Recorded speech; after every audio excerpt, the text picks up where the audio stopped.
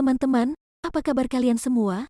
Semoga baik-baik saja ya. Di sini aku mau menunjukkan sebuah video pembelajaran tentang aliran-aliran dalam pendidikan. Simak baik-baik videonya ya. Sebelumnya kalian tahu nggak sih, kenapa di dalam pendidikan itu terdapat banyak macam aliran? Aliran-aliran pendidikan muncul sejak manusia hidup dalam suatu kelompok. Pemahaman terhadap berbagai aliran pendidikan memiliki arti yang sangat penting ketika seorang pendidik ataupun calon pendidik hendak menangkap hakikat dari setiap dinamika perkembangan pemikiran tentang pendidikan yang tengah terjadi.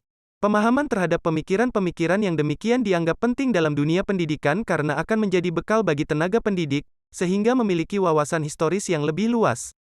Juga dapat menambah ketajaman analisisnya dalam mengaitkan antara keberadaan masa lampau dengan tuntutan dan kebutuhan masa kini dalam rangka mengantisipasi masa yang akan datang. Gimana teman-teman sudah tahu belum apa yang melatar belakangi banyaknya aliran dalam pendidikan? Selanjutnya, apa aja sih aliran-aliran dalam pendidikan? Yang pertama ada aliran empirisme. Teori ini mengatakan bahwa hasil pendidikan dan perkembangan bergantung pada empiris atau pengalaman yang diperoleh peserta didik selama hidupnya. Aliran ini sering dipandang berat sebelah karena hanya mementingkan peran pengalaman yang diperoleh dari lingkungan. Selanjutnya aliran nativisme. Aliran ini berpendapat bahwa perkembangan seseorang anak itu ditentukan oleh pembawaannya. Anak pada waktu dilahirkan telah mempunyai pembawaan atau potensi dasar sendiri-sendiri. Kemudian ada aliran konvergensi. Aliran ini mempertemukan dua aliran yang berlawanan yaitu empirisme dan nativisme. Perkembangan seseorang tergantung pada pembawaan dan lingkungannya. Memasuki aliran modern, yang pertama ada aliran fungsionaris. Dalam konteks ini, pendidikan dipandang sebagai alat untuk menghasilkan individu yang mampu memberikan kontribusi efektif terhadap dunia kerja dan masyarakat. Fokus utamanya adalah pada penyiapan kebutuhan ekonomi, di mana pendidikan dirancang untuk menciptakan tenaga kerja berketerampilan tinggi dan berdaya saing. Selanjutnya ada aliran kulturalisme. Aliran kulturalisme mengacu pada pendekatan yang menekankan pentingnya budaya dalam proses pendidikan. Aliran ini memandang pendidikan sebagai sarana transmisi dan pelestarian nilai-nilai budaya, bahasa, dan tradisi yang unik.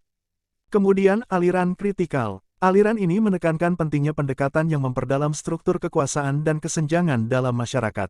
Pendekatan ini memandang pendidikan tidak hanya sebagai alat transmisi pengetahuan, tetapi juga sebagai sarana mengembangkan pemikiran kritis dan kesadaran terhadap realitas sosial yang ada. Yang terakhir aliran interpelatif, teori ini menegaskan bahwa individu dibentuk dan ditentukan oleh kekuasaan melalui berbagai institusi sosial, termasuk pendidikan.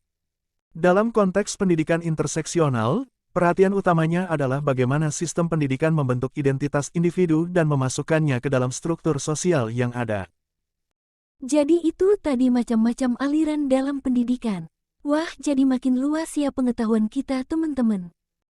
Kenapa sih kita perlu tahu aliran-aliran dalam pendidikan ini? Sebenarnya apa manfaat dari adanya aliran-aliran tersebut? Beberapa manfaatnya yaitu 1. Penyesuaian dengan kebutuhan individu. 2. Inovasi dan pengembangan metode pembelajaran. 3.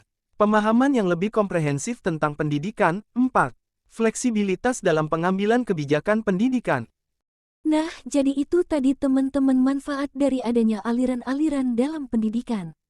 Jadi, jangan lupa untuk dipelajari dan dipahami ya, karena ini sangat penting untuk calon pendidik seperti kita. Itu saja yang dapat saya dan tim jelaskan. Terima kasih untuk perhatian teman-teman semua. Sampai jumpa di lain waktu.